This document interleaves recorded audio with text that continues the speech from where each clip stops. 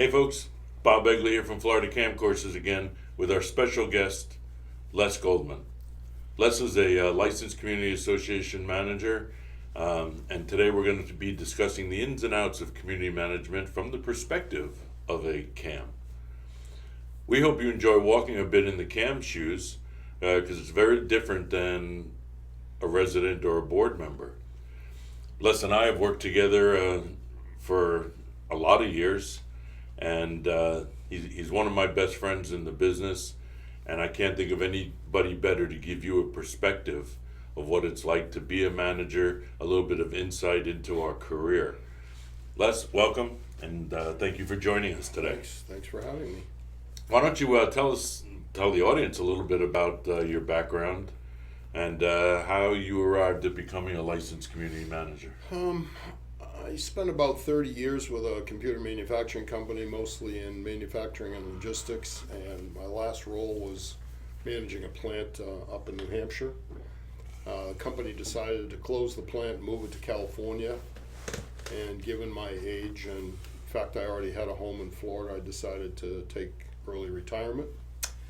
I pretty quickly found out that retirement wasn't for me, so I had a couple of other roles over 4 or 5 years, and then I was on vacation in Boston at one point and saw an ad for community manager for the condo I happen to live in. So I got to thinking, and I called the management company and said, if I got my CAM license, would you hire me? And they said, sure. So I looked around, I found Bob's school for pre-licensing, took the exam, got my license. On the first time? On the first time. Must have been the school. So at that point, the school, Golden Sands, was running an internship program, which I thought was a great way to get some experience being new at the business. So Bob brought me in as an intern after a few months, asked if I'd consider working full-time, which I did, and the rest is history. So it's been an interesting 6 years. And I learned a lot from the internship program. What I learned is that although it sounded great on paper, as a community manager, we build relationships with our clients, and if every 3 months a new manager is rotating as an intern, that relationship is destroyed. And actually it was you who brought that to my attention, and that's when we decided that it'd be great to give somebody practical experience, but it has to be more in a tag-along situation. Yeah, than once the actually relationships are there, it's tough to break them. So let's, the first question I want to get out there is, what's the most enjoyable part about being a community manager? Well, for me, I've done different kinds of work, and the ones I enjoyed the most were the ones that had short feedback cycles. I kind of like going home every day knowing I got something accomplished, rather than other work I did in terms of new products where it was from engineering to production could be 2 years, and it was tough to figure out how things were going. So community management for me is instant feedback. I know every day when I go home I either solved the problem, I helped somebody, or I didn't. So I can look forward to the next day when I reset the clock and it all starts over again. So I get. Well, you could have been a painter. That's true, but I like working with people, and I like solving problems. So community management gives you both of those. It does. Yep. And it is a rewarding career when you think about you've affected people's investment and you're helping them. Exactly. All the time. Yep. So I guess it would only be fair to ask you, what's the worst part about, or the least enjoyable part about being a CAM? Well, I think 2 things. Liking short feedback cycles means I like to get things done, and I've found that in Florida frequently things I think should take 1 or 2 days to get resolved take weeks, sometimes months, and it's very frustrating, and it leads the client to think, hey, how hard is this individual working on my behalf? Why is it taking so long? Maybe they're not competent, maybe they're not interested in solving the problem or whatever. So that's frustrating to me. Second thing is, like it or not, you're dealing with people. The vast majority are usually a pleasure to work with, but there's always some who aren't. Sure. And they make your day tough. You think you're trying to help them, they don't believe you're trying to do that, and it's very frustrating. You know, you talk about projects taking longer than you anticipate. I'll never forget when I first came down to Florida trying to hire contractors on a Friday afternoon, or at least call them on a Friday afternoon. Good luck. And it amazes me that you just can't get people to call you back sometimes. Yeah. And that slows the process down even further. Right. So, you know, we always profess about communicating and being straightforward with our clients. It'd be great if some of our vendors adopted that as well. Just Right. get back to us. Tell us what to expect. Manage our expectations. Right. And that would be fantastic. So if you had one great piece of advice for new community managers, what would that be?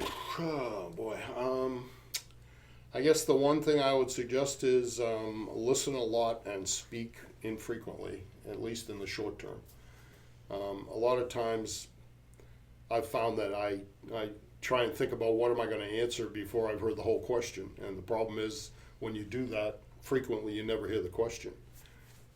So listening is important. It gives the individual who's talking to you the feeling that you're really interested in what they're saying.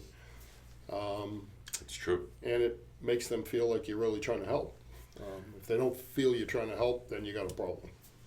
You know, Judge Judy's famous for her little sayings, and one of them is you have two ears and one mouth Right. for a reason. Exactly. Use one twice as often as the other. And that's great advice, is just listen. A lot of times people just want to be heard. Yeah. And as you say, you want to be able to understand it. You know, repeat back to them Right. what their issue is as you understand it. And I think the other thing that's important is to not be afraid to say, I don't know the answer.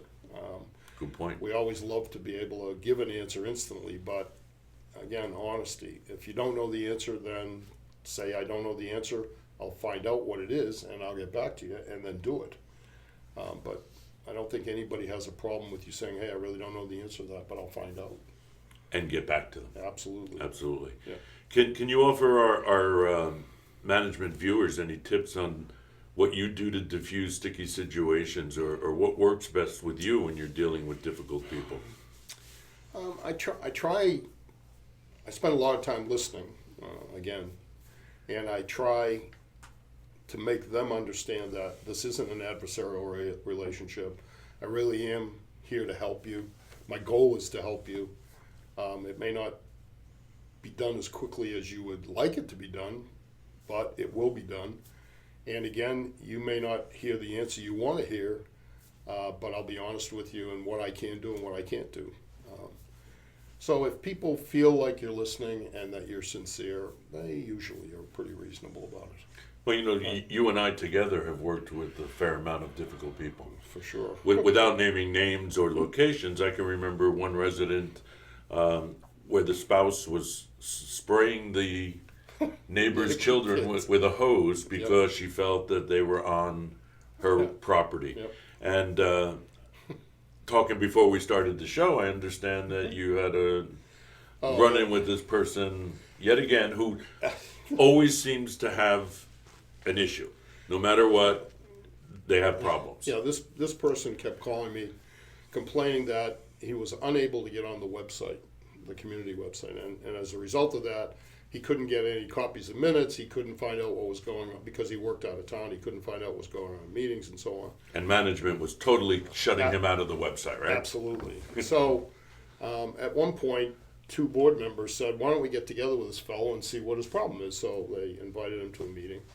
And to make a long story short, what they found was that once he gave the board member the password and the login information, they got on no problem. He said, well, I can't do it with my phone. So the fellow said, well, give me your phone, and logged in. Sure enough, worked fine. And he said, why don't you try it? The fellow tried it and was typing in his password incorrectly. So he basically was having that problem all because he was not typing in the correct information. Right. Voila, problem's gone. But You know, and difficult people yeah, are not always trying to be difficult. It's just that somehow in their personality, their life is difficult. right. You know, Exactly. and Yeah, technology being a problem, or, you know, we've all had that issue with, Yep. well, how do you do something on a computer and your assistant comes over and presses a button and you feel, It's crazy. fixed, right, So yeah. just describing, that story to us, would you classify this as a difficult job? It's not a difficult job. My biggest concern when I first started was more inwardly focused. I was concerned that because of my inexperience or lack of knowledge that I put the company in jeopardy and therefore potentially even put the association in jeopardy. So the thing that best helped me, frankly, was you. You had my back. I was always able to come ask a question. So that was helpful. And you find that, like any job, the more experience you get, the more comfort you get, the more knowledge you get, the easier the job is. So, I mean, it's not a physically tough job. Sometimes it can be mentally difficult. But that, for me, is what's exciting about it. I come to work thinking I know, I've seen it all. And every day I find out that, nope, I haven't seen that one before. No, we probably never will. Exactly. I don't think. So it's what makes it interesting. I've always felt that my job as a management company owner or as any company owner is always to support the team. My work will happen when it happens, but when the office is open, when the team is together, an upper management person needs to support them, and it opens up the doors to communications. It leads us to something we're going to talk about in a little bit. Right. But you have to be supportive of people, and like Les says, managers, executives, you just have to listen, because in this job, nothing beats experience. Right. Whether it's experience you're bringing from another career, or the experience you're gaining as a community association manager. And I think when we get into it a little later on, we'll find that it's not just the manager of the company or the executive who's got that responsibility, that it can be much deeper than that. We'll talk about that. But Much deeper. That sounds like a tease to stay with us. So we have a lot of prospective managers watching. What kind of tips can you offer them on planning for a meeting? Well, in my whole career, I've always hated surprises. I just don't like surprises. So to a certain extent, my role in preparing for a meeting the goal is to prevent surprises and make sure the meeting runs extremely well. So probably 3 to 4 days before a meeting, I do a kind of a deep dive into what's going to happen at that meeting. I put myself in a position of either being a board member or somebody in the audience and try and figure out what questions are likely going to come up and make sure that I'm able to answer them. So I'll typically take the agenda for that meeting and I'll put together a folder of every item that's going to be on that agenda, what came up at the last meeting that didn't get resolved, or a project that I have to update on, and make sure I'm prepared to do that. So it's preparation. It's there should never be a case where somebody asks a question that I didn't assume was going to get asked that I'm not ready to answer. Now, That's obviously I can be bold surprised. statement. Yeah, that's a bold statement. There's always a surprise potentially, but I do my best to be as prepared as I can. So preparation is key, and it's also, you can equate it to being a playwright. The agenda kind of sets the outline of the show, and you have an opening or a curtain rising, a couple of acts in between, old business, new business, and then ultimately it ends up with an adjournment or the final curtain. So you want to prepare your board members for this idea of a play. And as a community manager, you absolutely want to be prepared. I think as a breed, managers hate surprises. Right. We like to be able to be prepared for things because it makes us look more professional. Exactly. And speaking of that, Les, one thing that you've helped me with over the years is that you've been a big supporter of horizontal and vertical management chains. Can you explain this to us? This is how this is a better organizational flow than maybe the traditional chain of command? Yeah. This came about when I was working in a plant in Arizona, and I was a member of a staff, and I had a little business that I ran as part of the overall business of the plant. And there was Just so you know, Les Alicia has put that up on the screen for okay. our guest. Right. And we're going to leave that up there for a little bit. But if you need a copy, we're going to be able to send you one. Yeah, and basically it's a typical organization chart that lists various functions in an organization. And it talks about vertical, meaning top to bottom, and horizontal, left to right or right to left. Most people who are in a given function, be it accounting or human resources or admin or maintenance, they understand what their role is in that business. Accounting has to prepare reports, human resources has to do policies, and so on. So there's clarity in terms of up and down in any given organizational stack what that role is. The example I use is when I was in this role in Arizona, there was a fellow sitting next to me who ran another small business outside, and I kept hearing rumors about human resource problems at his little business. And I would say to him, I say, hey, I've heard of some issues. Can I help you? No, don't worry about it. I got it. Okay. I went on with my thing. A couple weeks later, same issue. I'd hear him again. I'd say to him, hey, what kind of problems are you having? Can I help? No, I got it. No problem. Well, one day my boss, the plant manager, walked in on a Friday and said, there's going to be a little change. I'm taking a new job in Massachusetts, and the company's decided to put Les in the role of plant manager starting Monday. So Have a great weekend. yeah, exactly. So suddenly a bunch of people who sat around the table as my peers are now reporting to me, and I'm responsible for them. And it suddenly dawned on me that the luxury I had to ignore the problem of the fellow sitting next to me yesterday, come Monday morning, is no longer something I can ignore. Now I'm responsible for it, and I have to make sure it gets fixed. That led me to this notion of horizontal management. Wouldn't it be nice had everybody on that staff viewed their role not only being responsible for some vertical work, but also took responsibility for the effectiveness of the whole organization? And that's what I call horizontal management. And really what it just boils down to is you're not just there to do your vertical job, you're part of the team that makes the whole enterprise successful. And it doesn't matter whether it's a manufacturing plant, whether it's a staff of people working for an association, or people working in a management company, Right. whatever. It works everywhere. So essentially, every company has a mission statement. The horizontal part of this is that regardless of your individual jobs, everybody's responsible for fulfilling that mission statement. Yep, exactly. The company must succeed. Yep. I mean, the example is a quarterback understands what their horizontal role is. They run the team and they throw the ball. The end knows that his job is to catch the ball. Well, you can have the greatest quarterback in the world, but if you got nobody that can catch the ball, you don't win ball games. Who is the greatest quarterback in the world, by the way? Would that be Eli Manning? No, I think it'd be Mr. Brady. Oh, from a Bostonian. Yeah, I mean, 6 rings, what the hell? Going for 7. We'll see. Yeah, we'll see. So that's the whole notion of a team works or they don't. They succeed or they don't. And it doesn't matter how good the individual or horizontal people are. I mean, the vertical people, it's how the horizontal team works. And how long ago would you say you've developed this? Because it's becoming a standard in business now.